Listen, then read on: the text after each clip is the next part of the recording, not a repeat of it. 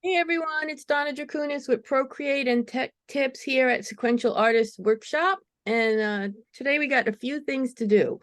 We have a couple questions from people, and then I'm going to finish showing you the brush set that I made that I might do a whole project in. So let me switch my cameras and we will get started. Whoops. I didn't want to go with no camera. I'm going to go with this camera. Okay, so can you guys see my iPad here? Yeah. Yes. We'll spotlight it for everybody. And I think I will. There we go. That's bright enough. Okay, so first question we had, well, it was from Lynn, and she wanted to know some things about dropping colors into areas. Well, she wanted to know one thing, and then I'll show you several other things, because the color drop feature in Procreate is really got stuff that people don't think about. So the main thing that we tend to do is take a color and drop it inside of a solid shape. Now, if I zoom in here, you can see that did not fill the shape all the way. It left a little white line around it because the brush that I'm drawing with is not perfectly smooth. It's got a jaggedy edge, which is fine, but I don't want the jaggedy edge in my color fill. Whether it's in a color or in black, doesn't matter. It does the same thing. Because if you zoom way in here, which you never really need to do, because if you zoom this far in, you're wasting your time at a level that's never going to show up to anyone that sees your art at real size. But what I want to show you is that at the edge of this line, there's it's called anti-aliasing, and the computer, to smooth out the line or to make the edge the right way, it does different shades of the color. So not every pixel is the dark orange here. So when I fill it, the shape, it's not filling all the pixels because they're not dark orange. But this is a setting that you can do. So when you drop a color in, do not pick up your pencil. You can slide it to the right or the left. If you slide it all the way to the right, you can see it. It'll fill the whole thing. If you slide it to the left, it fills less and more. So let me do that again, zoomed in so you can see. If I pull this in here, if it's too far to the left, it's a color threshold, you can see the line. And then as I start to pull it to the right, that line disappears. And if I go all the way to the right, it'll completely disappear. And sometimes it fills the whole page with the color if you pull it too far to the right. So that answers your question, right, Lynn? Easy. Yeah. Brilliant. Yeah. Thank you. So it's called the color threshold. Well, I wanted to show you another thing, which is you can drop a color in to black, and here it's on the same layer. So sometimes, or most of the time, we want to fill our colors on a different layer. So I'll make a new layer. I'll call the layer with my black lines a reference. So that's when you click on the picture, it's the bottom thing on the menu. Now I can go to my new layer and I can drop the color. And you see the color drops on the new layer, but it filled the shape from the reference layer. So that's another handy thing. And then one last thing is, and this doesn't matter if you're on the actual layer or a reference layer, this works the same. When I drop a color in, look up here, it says continue filling.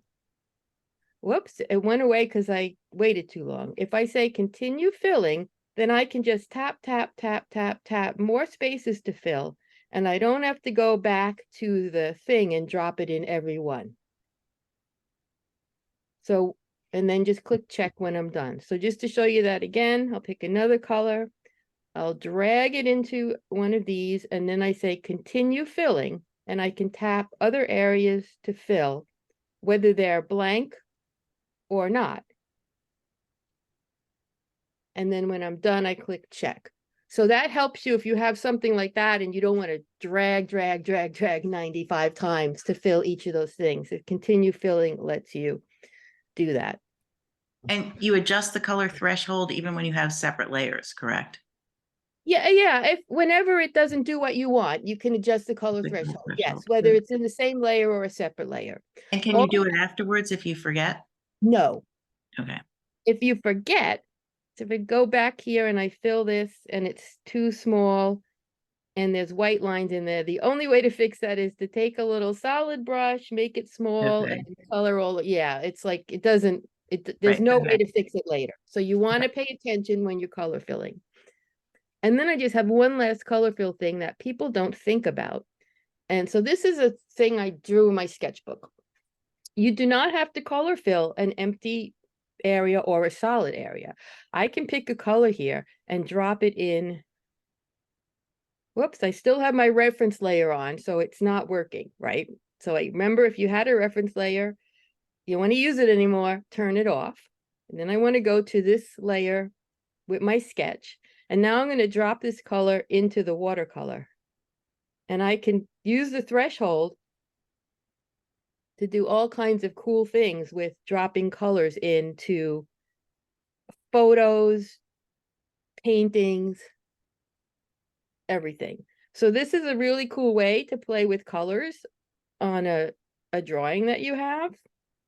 And it, it blends it. And so it's really cool if you use color drop, not in a solid area. So I just wanted to show you that because most people don't think of that. And I think it's a really fun way to color things that are not just flat color. It makes its own texture, takes it from the watercolor that was already on the paper.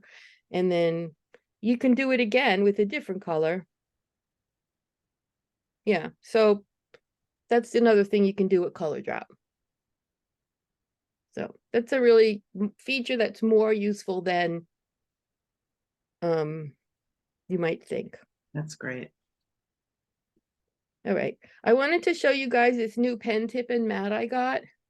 Because I know a lot of people use a mat or some kind of screen protector, and I always hate putting them on because they're get the air bubbles and everything. This one's from Pen Tips, and there's a couple more that are coming out the same way. It doesn't connect with stickiness. It has a magnet here and here, and so it just sticks onto the magnetic part of your screen. So that's really cool. It's called a pen mat, but there's different ones now. Pen Tips is the one that came out with it first. And I got a metal, I don't know if you could see it, a metal tip Apple Pencil. And I got this from the Pen Tips people. It's a brand new product, so it's been a little bit buggy, but I really love how it feels on the mat.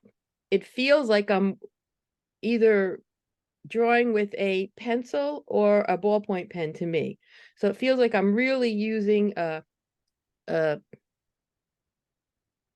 pen. So I just wanted to show you guys that. I would wait if you wanted to get the Pen Tips one until they have them out a little longer, because I said, as I said, it's been a little buggy. One of the ones I got, the point was a little loose and it jiggled when you did the pressed hard, and they sent me a new one right away to replace it, but I think they need to get their manufacturing stuff straightened out. So I'd wait till they have maybe their third generation, second generation of these and fix that.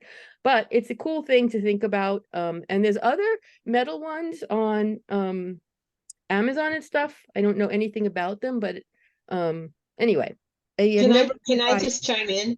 Yeah, I want to second. I got this mat because Donna loved hers so much, and I've been a strong proponent of no, no, no. I don't need an expensive, friction mat. I just will buy inexpensive matte sticky things. I get two for $10. They're fine, and they were. And then I bought this for myself, and I'm completely in love with it. It completely transforms the drawing experience.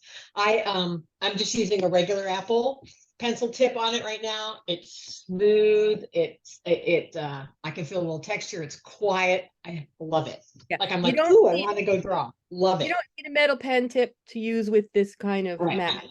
But it is, Oh. it's so much nicer. And then I can take it off if I wanted to read, or if it was too dull outside and I can't see it, I can take it on and off. It comes with a little folder that you can keep it in. And then also, I mean, you can clean it, you can take it off, you can clean under it. I mean, even if you put it on and there's dust under it, you pick it up, you blow, you put it back down, it's fixed. So there's none of that pushing air bubbles out and all that crap.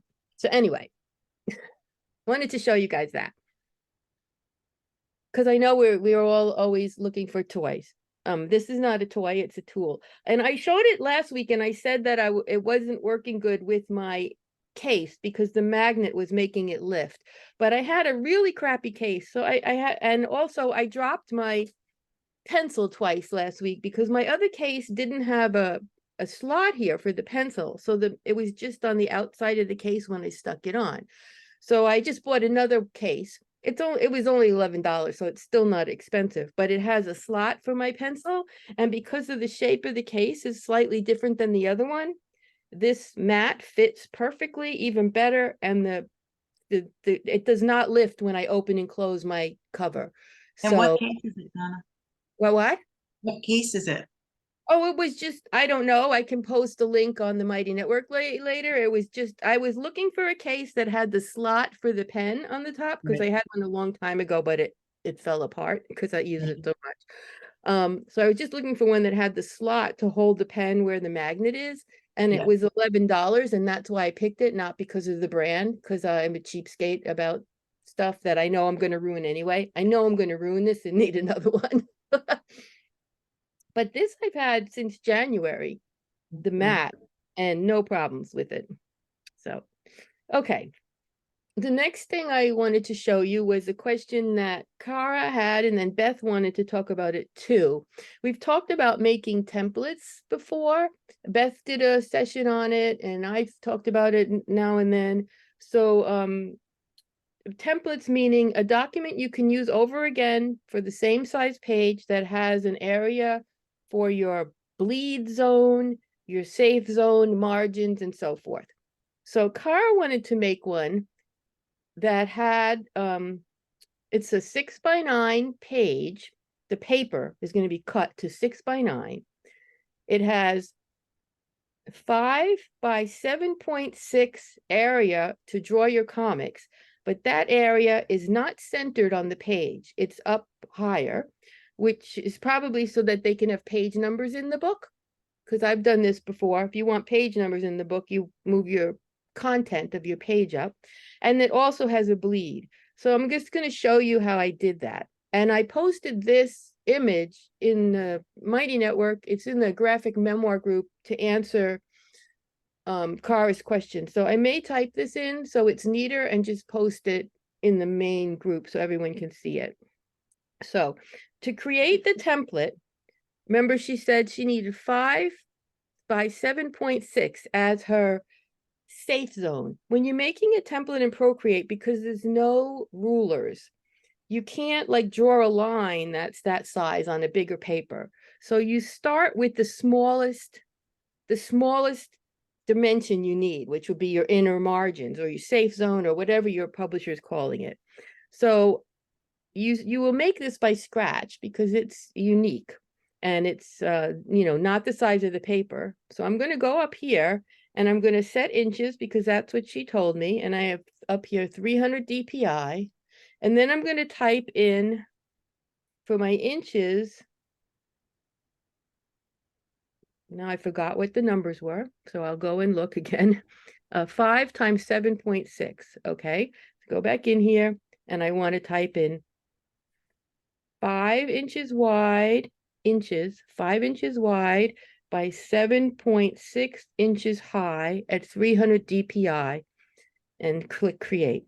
So now I have this document. It's the size of the inner margin. So I'm going to pick a color and drop it in. Doesn't matter what color. We're just making a grid to use on our document. So now this is smaller than the paper. So we want to change our canvas size in the wrench actions canvas, crop and resize. We're going to change our canvas size to the paper size.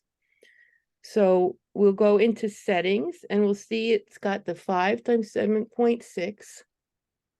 And we want to change that. So when we touch in there, the number thing comes up. And we want our paper to be 6 by 9.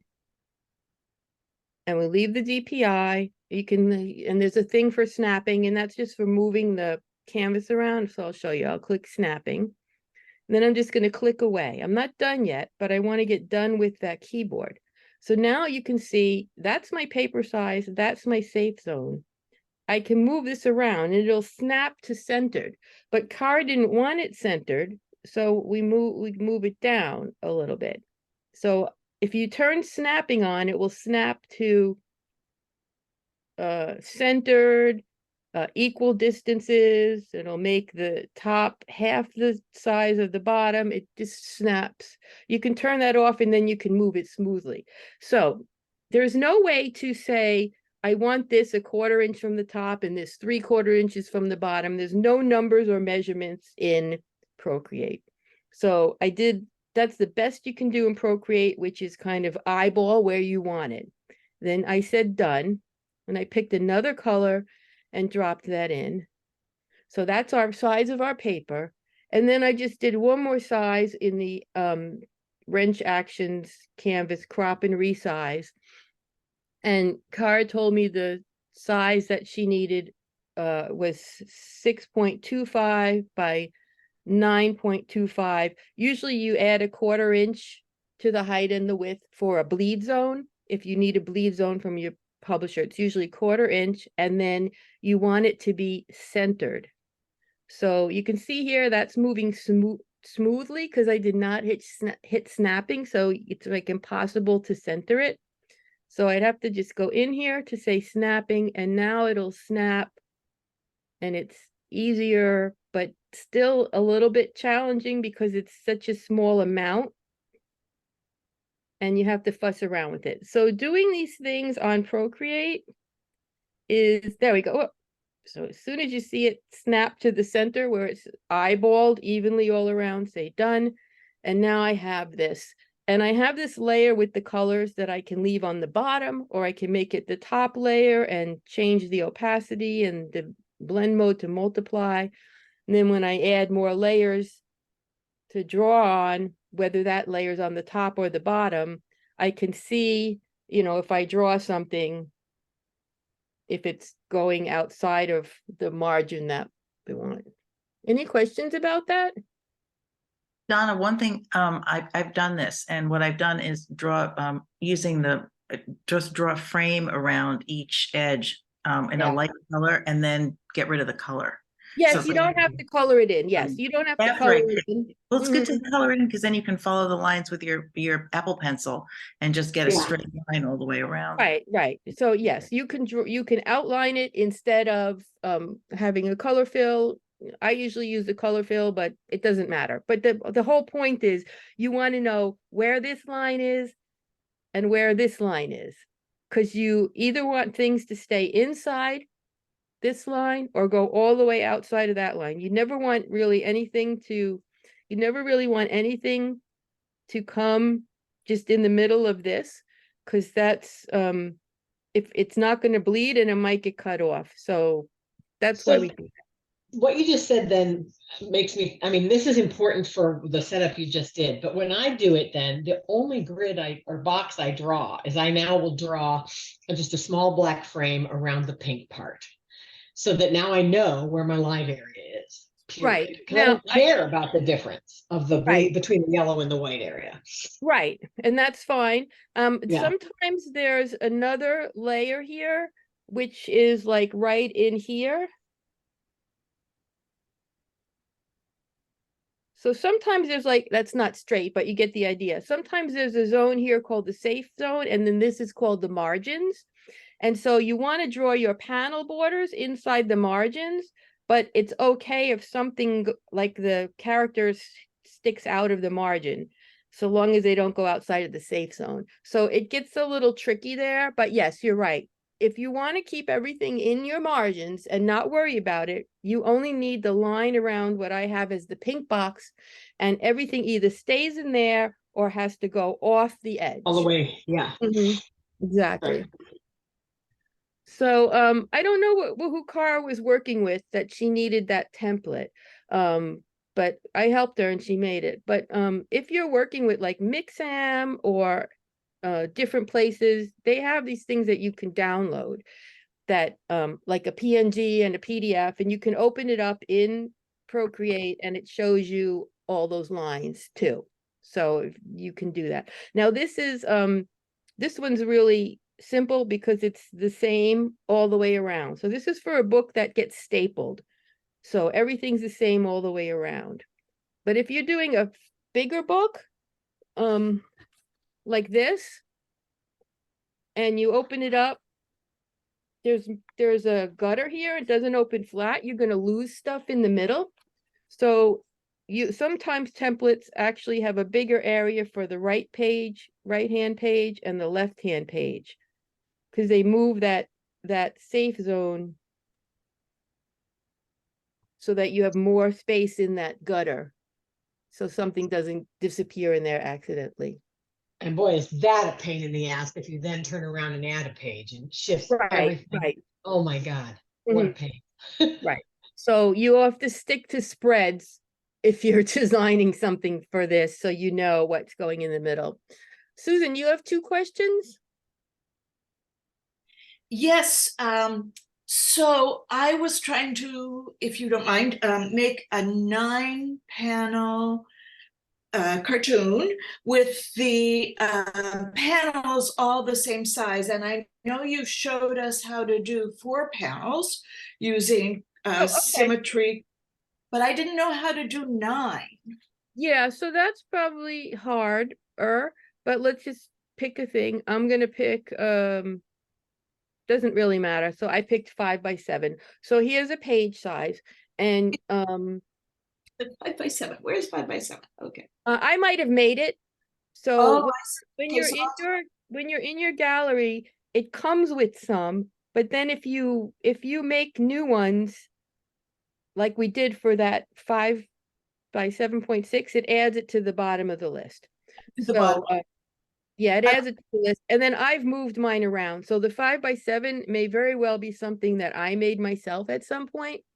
Okay, I got it. But anyway, so yeah, so what Susan's talking about is that if you use the drawing guide and you edit your drawing guide, you can use this thing called symmetry, and in the options, there's a quadrant.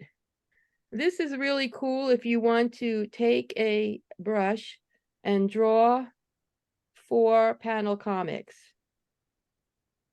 You know, there you go. Got 4 matching panels. Okay, they're not straight, whatever. I wasn't trying, but it makes 4 matching panel borders, and you could do it more neatly, and it would be, better if that's what you like. I like crooked panel borders.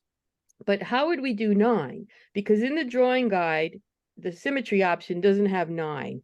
It has a vertical, horizontal, radial, so you can make a snowflake or something, but it doesn't have 9. So we would not use the symmetry. I would go with the 2D grid. Now, if you look here, there's no great perfect way to do this. Again, because Procreate has no, I'm going to make my grid darker by dragging up opacity and thickness, because I want to see that grid really dark. So you can do that. And then you can change the grid size. So I can make it, as big or small as I want. And I can use that for helping me make a 9-panel comic. I can also move the grid up and down by grabbing the dot in it, and you can move the grid around. So you can center it differently. So here I've got a grid. I dragged it up till I have 9 boxes. Right. It's done. Yeah. Now that doesn't give you any white space between your panels, but Yeah. I can draw one. Now I've got drawing guide on, so it's making me draw only horizontal and vertical lines because, yeah. So I could draw my box, and then I can duplicate it and move it into those other squares Right. until I have 9 of them. So again, it's not perfect because Procreate doesn't have rulers, but you can play with that.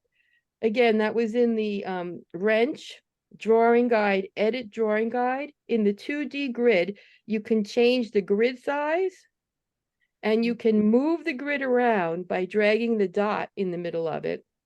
When you first open it, this little blue dot will be right in the center of your page. So you can move your grid around by that. And if you turn on assisted drawing, it makes you only able to draw horizontal and vertical lines on that layer.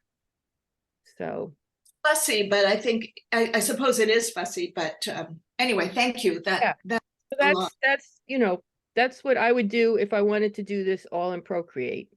Okay, I It's appreciate. fussy. Yeah, it's fussy, but that's the only thing you can do with no rulers if you don't want to use a different software, right?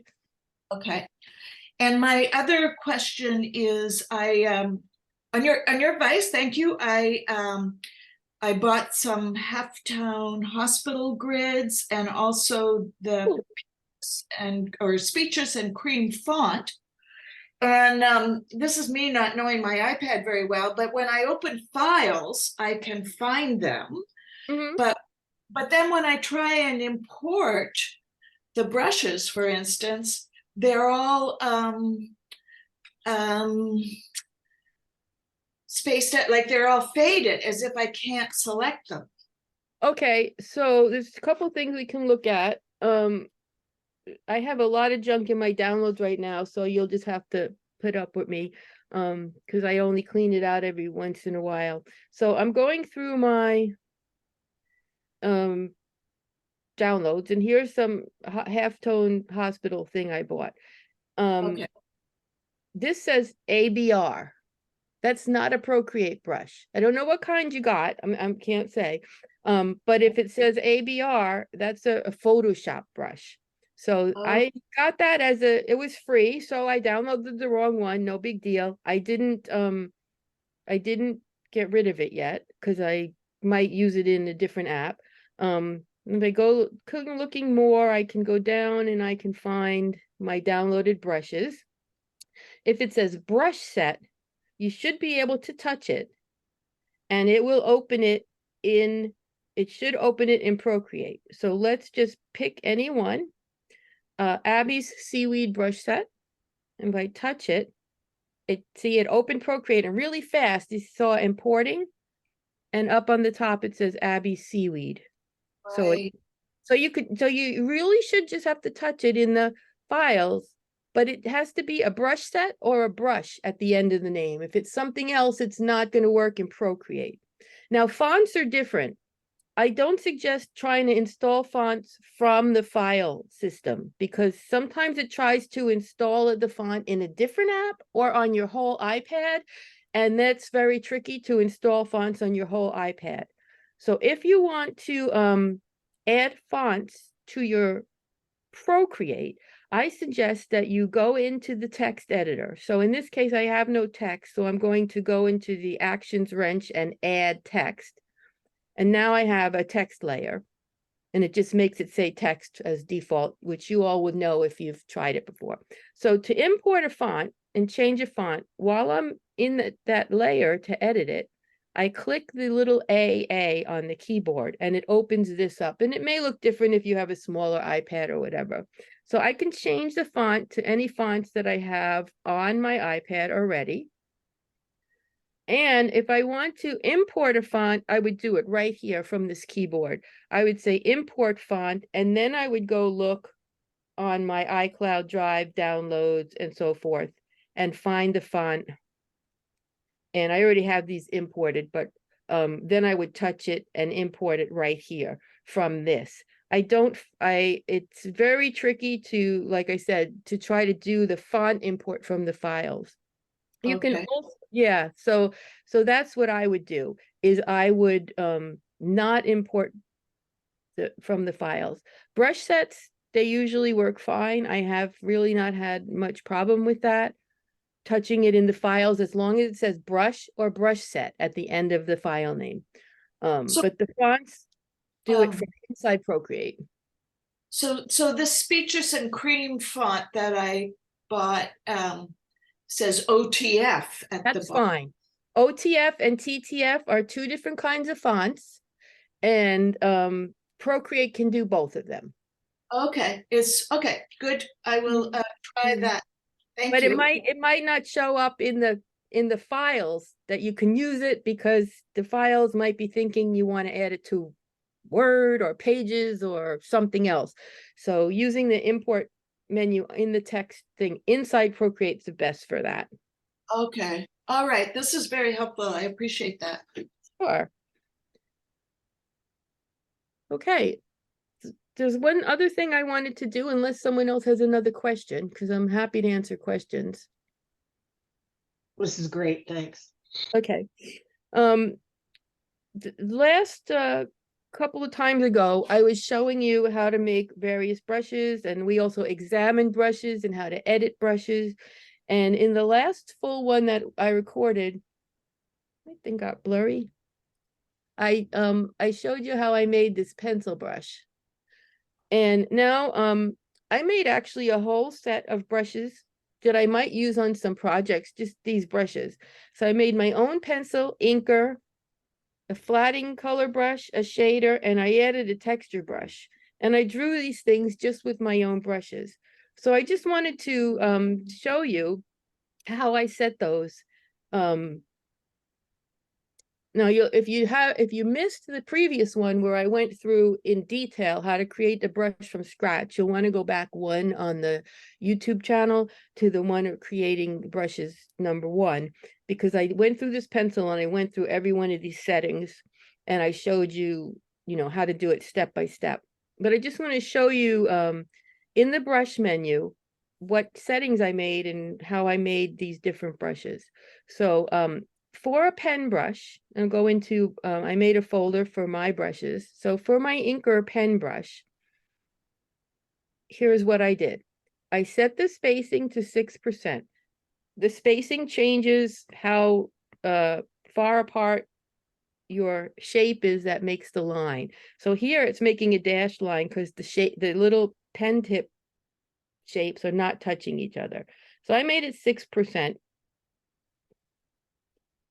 I change stabilization depending what I'm drawing. Sometimes I want to be able to make really wonky lines, and sometimes I want my lines to be forced to be smooth. So you can go into your brushes and change these things at will. I use taper because for a pen, I like it to be narrower when I put the pencil first down, and then it gets a little wider.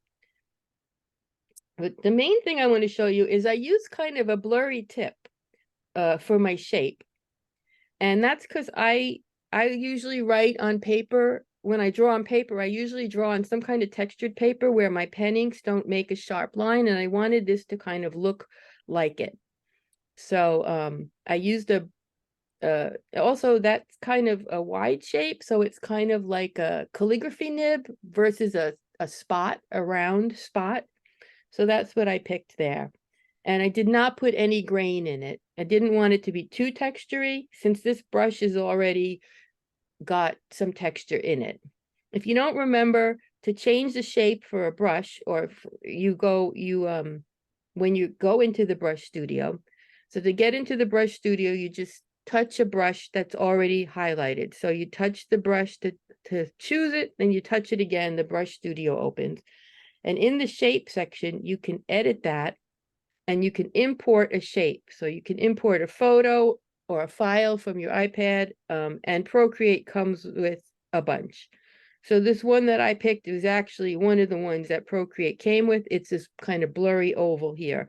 So that's the one I picked. I picked it out of the import from the source library.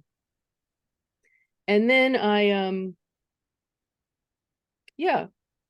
just played with it a little more. I wanted the Apple Pencil to have a little bit of pressure change, but not huge. So I told the Apple Pencil, give me a little pressure change. I'm not using the tilt feature on it. And then in the properties, I did something really weird, was I made the maximum size go down to 16%. Usually it starts out as 100, so I would be able to do this with my brush. But because to me, this is a pen, and I usually work with a fine point or extra fine point fountain pen, I didn't want these lines to be able, I didn't want to be able to make this brush fatter. So I told it, you can't get bigger than 16%. So that means when I go into my Procreate here, and I select this brush, if I make the size, if I bring the size all the way up, I still have a pretty small brush. And then of course it depends on the resolution of your document. So your pencil size, but see, like it only gets like that, which is probably bigger than I'd ever use it. But if I go into my other flatting brush and make it big, see, I can't do that with my inking brush because I don't want to draw huge with it like that. So that's a choice I made there.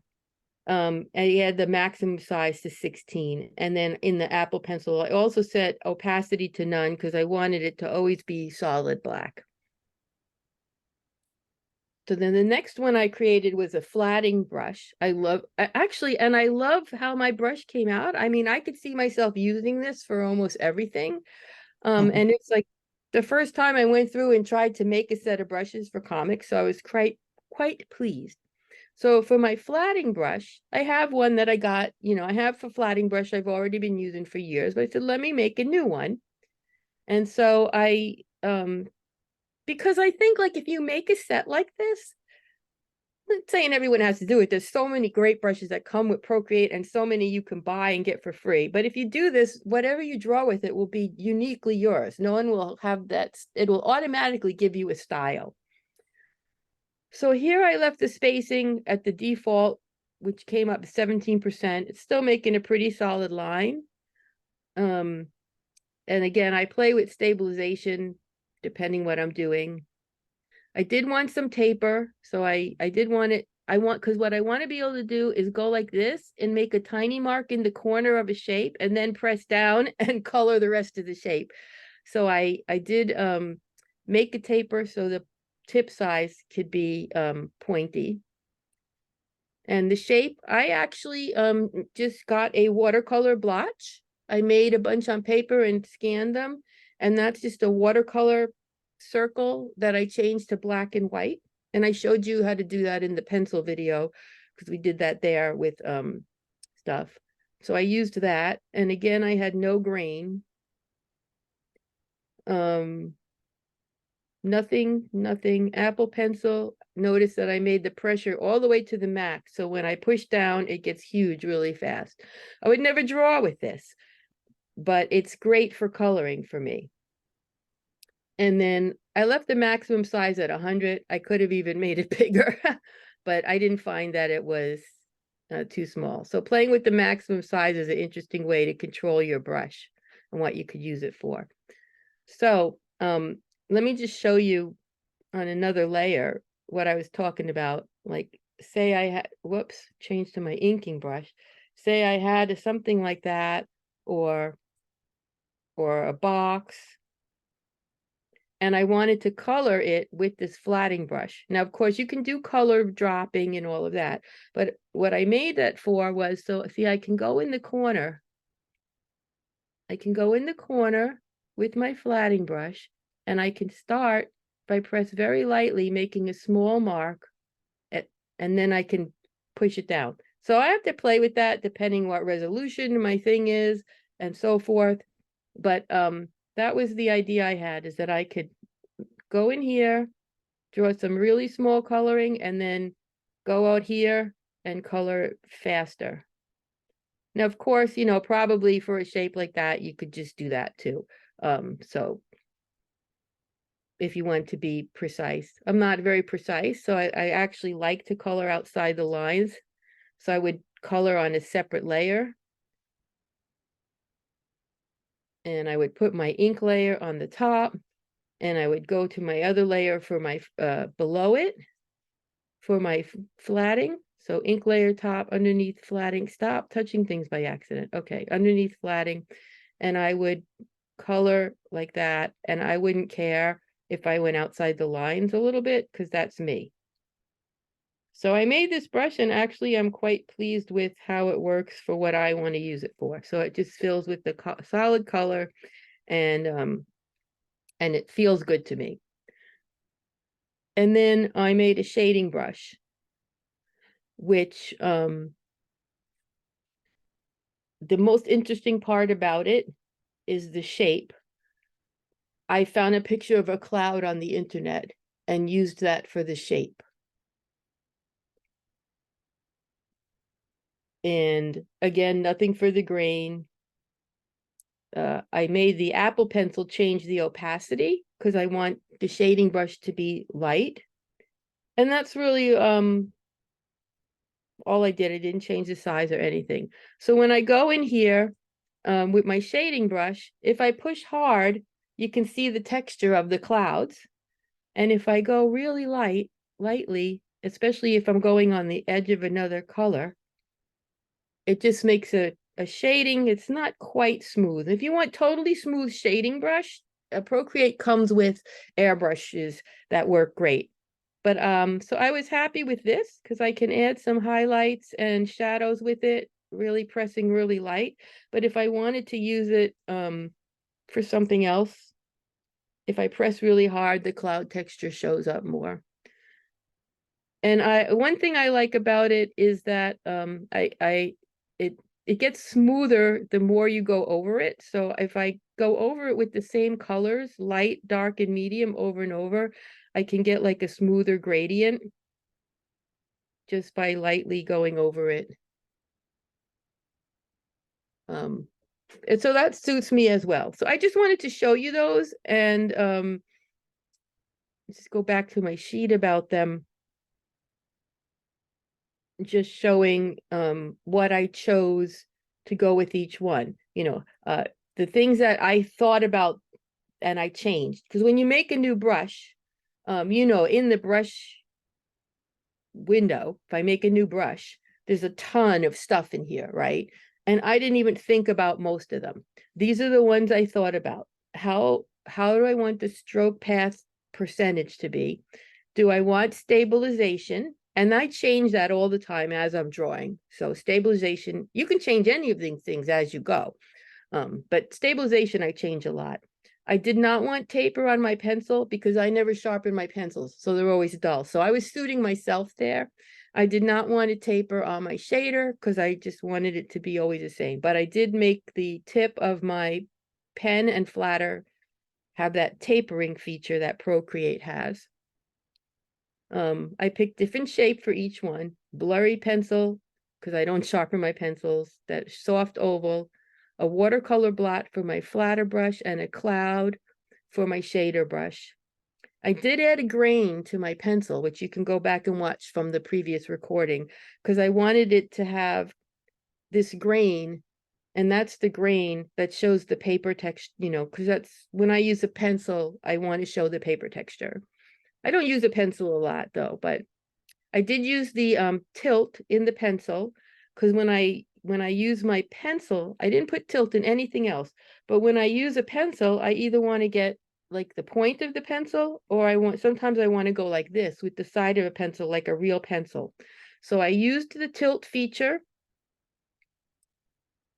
and I wrote that on in there because I forgot to put it in. And then I messed with the opacity of the different brushes. And the max size I mixed with my pencil, you notice I also made it small because I don't use like giant pencil either. Yeah. And that's it. So I just wanted to show you these in addition to the pencil one that we went through last time in detail, some of the choices I made and, things you can think about if you wanted to make a set of brushes for yourself. And, I love how they came out. I drew these things with it. It gets me the kind of shading I want to be able to do. And, so it was fun for me to try to see, why do I like the brushes I like? Why do I like the dry ink, and it has a kind of rough edge, but it's not as solid as the one I made. Why do I like the different brushes and what do I want to learn from them? And like I said, this is totally optional for Procreate because, I mean, if I scroll down here, this whole bunch here this hundreds of brushes to come with Procreate. So, you know, you could spend hours and months and years just playing and learning these brushes to draw different things. And then there's all these other brushes I got from classes I took, I mean, and teachers I like, and some that I bought. So, and some that I got for free. So, you know, you never have to do this, but it's nice to kind of understand it. And then at some point you may want to do a project or some projects where you just have your own choices and stuff in the brushes. So that's what that was about. I would like to reiterate too, I know you've said this in the past, but again, with your own brushes, that using them as erasers then adds just a ton more versatility That's cool and too. unique look. So like I can imagine using your shader there As an as a eraser. really interesting eraser. Yeah. Yeah. So that's another thing. I'm not going to go back to the iPad, but any brushes you like, try using them as the smudge tool and as an eraser. Almost every brush can work for drawing and erasing. Not every brush works well as a smudge tool, but it's worth trying it because it gives you a different effect. And yes, and if you did that with your own brushes as an eraser, in fact, I almost always use this, set the eraser to match whatever I'm drawing with, because I want it to have the same texture when I erase. I don't really want it to look like I erased, is basically the point. And so by matching the eraser and the brush to setting them to the same brush, then it doesn't really show that I made erasing marks, you know. So that's a digital thing, right? Because if you erase on paper, you usually can't make it totally invisible because it changes the paper, and that doesn't happen on digital. So yeah. Any last questions? Anybody else want to go over anything else? That's all I had for today. I just wanted to go over, I wanted to show you the rest of the brushes I made and show you the little bit about the template, and then you guys had a few other questions.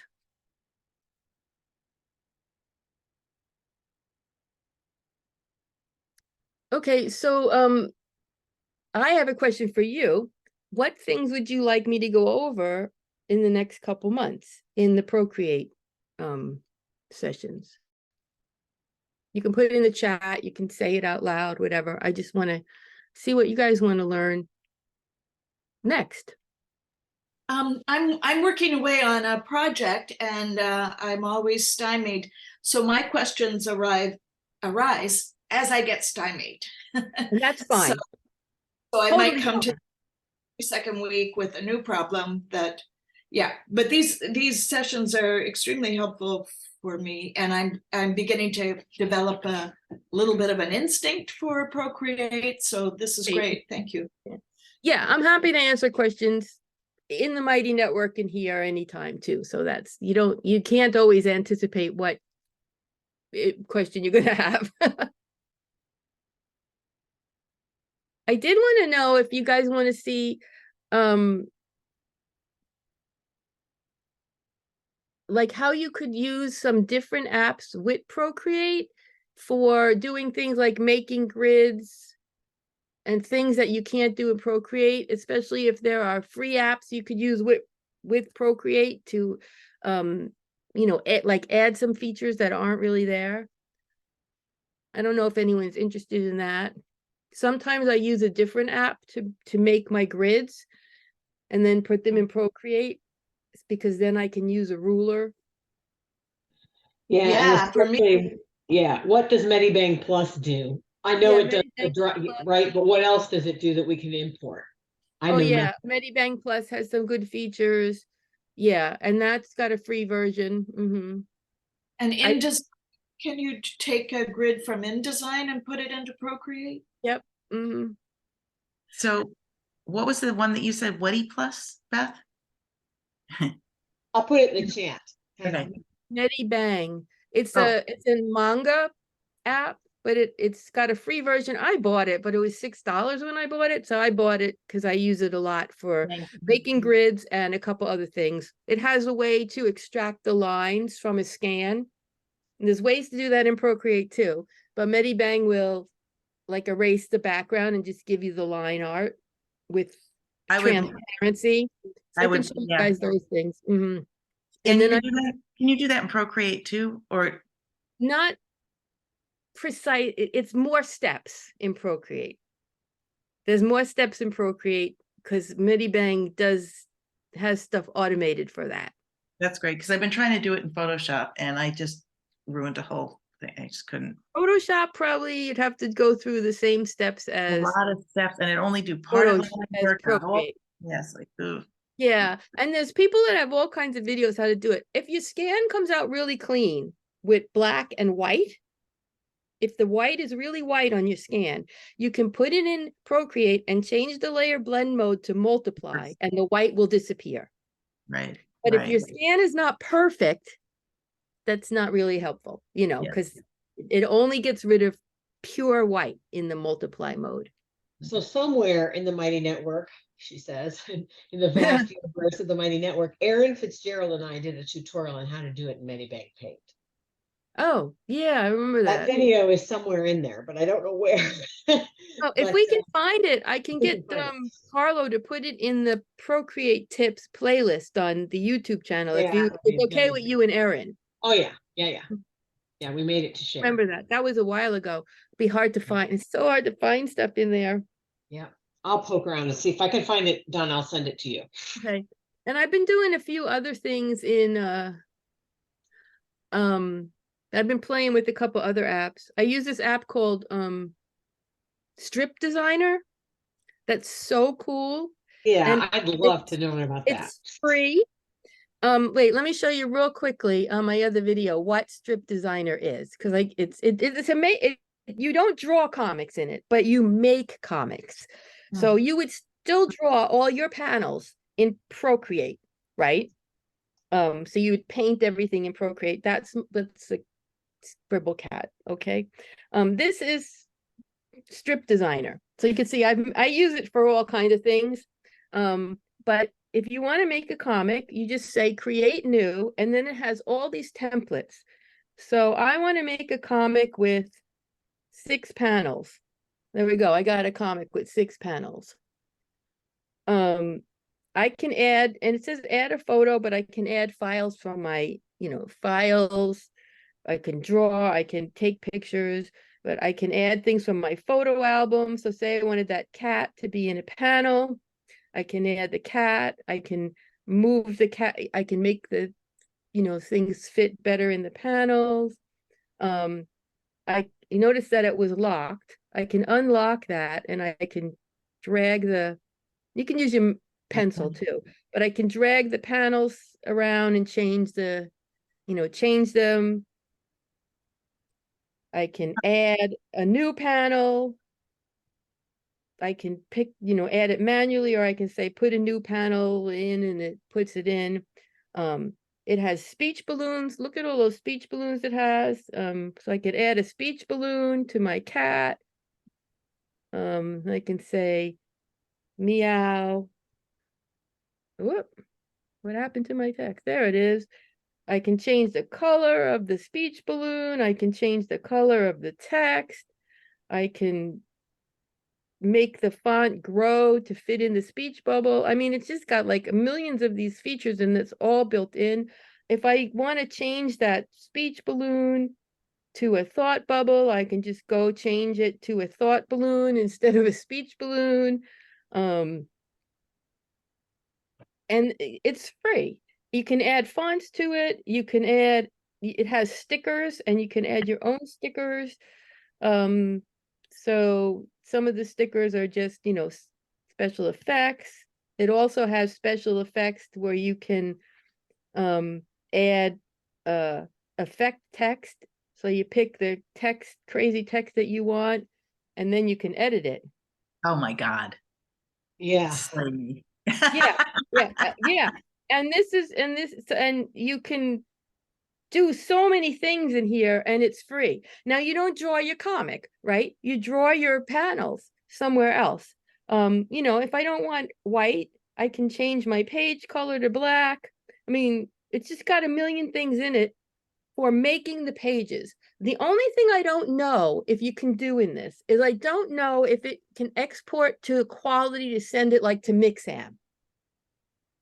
Right. If I have to try, I just have to try it because you when you share it, okay, I only have one page in here, but you can export multiple pages. Oh, sorry, I made my text really big for the Procreate and it doesn't work good here. Let me just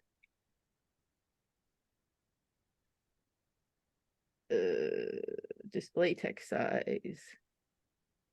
Let's go back to normal text size.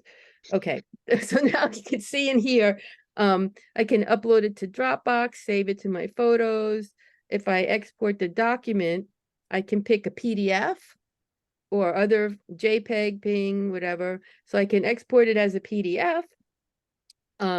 But it doesn't it doesn't have the export settings that other apps have.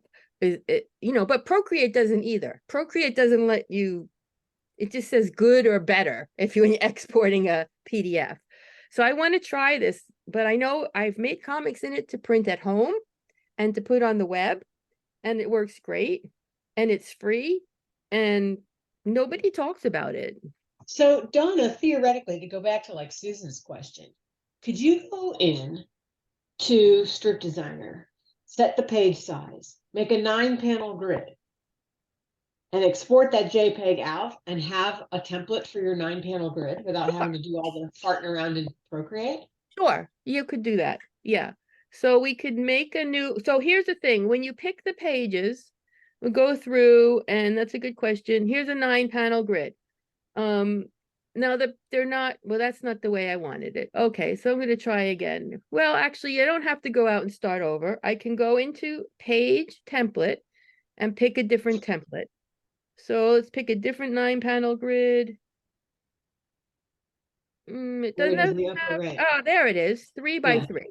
Okay, now they're not all the same size, so I can unlock it.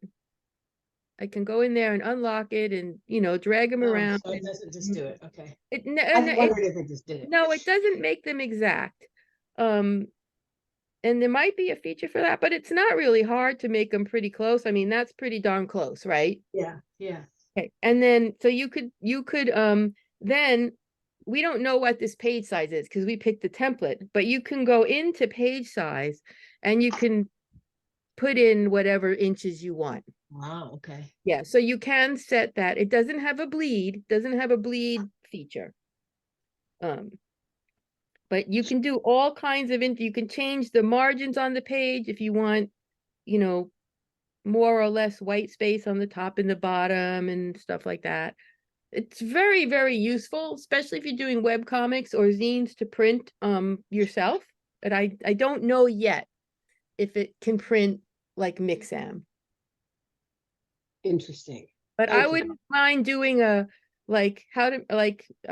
could draw a 4 or 6 panel comic in Procreate and then just spend the session in this, making it into a comic, adding the speech balloons, adding the, all the stuff I did here, but for real, right? Yeah, I'd love to learn more about it, especially since it's a free piece of software.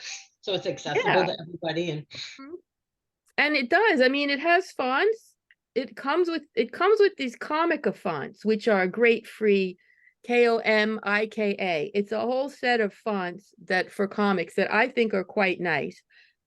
But you can also import fonts.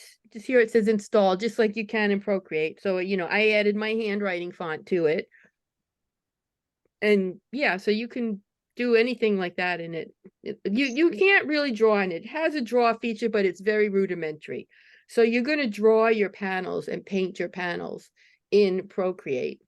Or you could do the whole page, and then if you did a whole page, you could just say, I just want a 1-panel comic, and you could import the whole page that you did in Procreate, with your other panel borders, and you can still add speech balloons and special effects and all that stuff that's, in there. Interesting.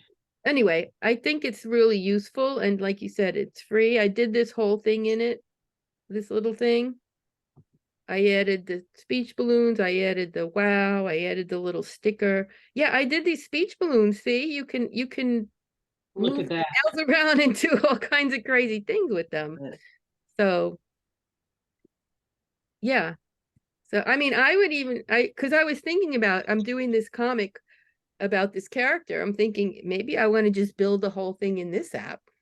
You know, draw it in Procreate and just build it in this app because it has shortcuts. Depends what shortcuts you want, right?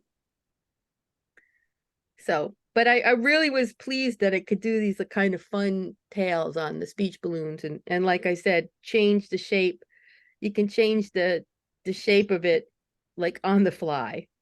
Pick a different tail, pick a different shape. You can even put shadows on your speech balloons. And you can have outlines on it, I think. Yeah. Oh, look at this. Clip to cells. And it goes behind it went behind, I clicked clip to cells and it put my speech balloon behind my panel border instead of on top of it. So this has got a lot of cool stuff. It's been around for like 10 years, so it's not new or anything. But anyhow, I've gone over time. I think I'll do one session on that and one session on Medibang and close all my stuff out here because those are both things that are free that you can use in conjunction with Procreate for different things. I mean, Medibang, people do whole mangas in it. It's fully functional. It's just more complicated to me than Procreate. You know, finding things, and it's like all the other apps that have everything in them.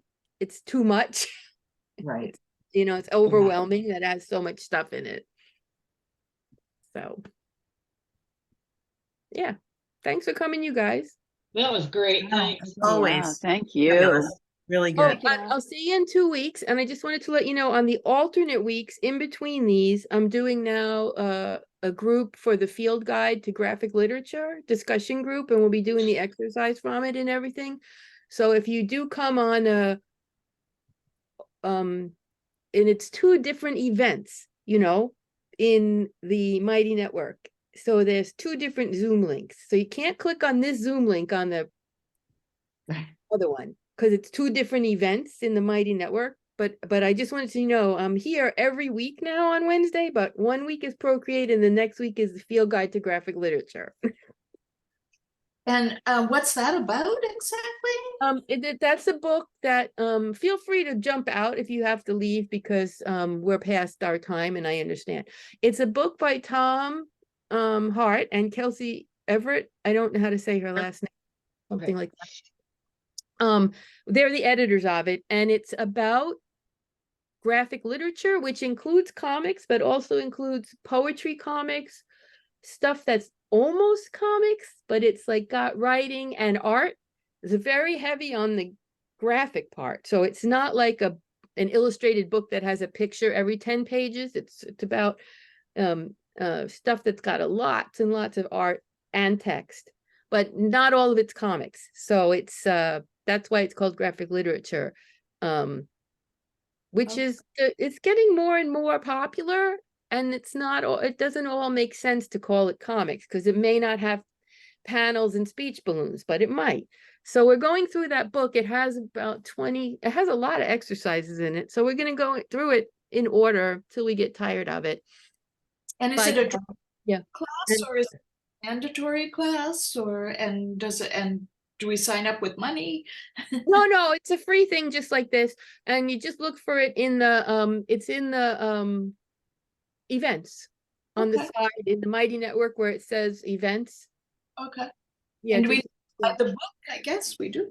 Oh yeah, the book is just the book. So you can buy it. It's on Amazon, it's on Kindle, it's on your local bookstore can get it for you. It's the regular old book. Yeah. So you do have to have the book because we're not, we're going to talk about it. So we generally will want to read the chapter. We're going to talk about it ahead of time. Yeah. Field book for graphic literature. Field guide for graphic literature. Exactly. Thank you. Yeah. Thank you. Okay. So see you guys later. Great, as always. Bye-bye.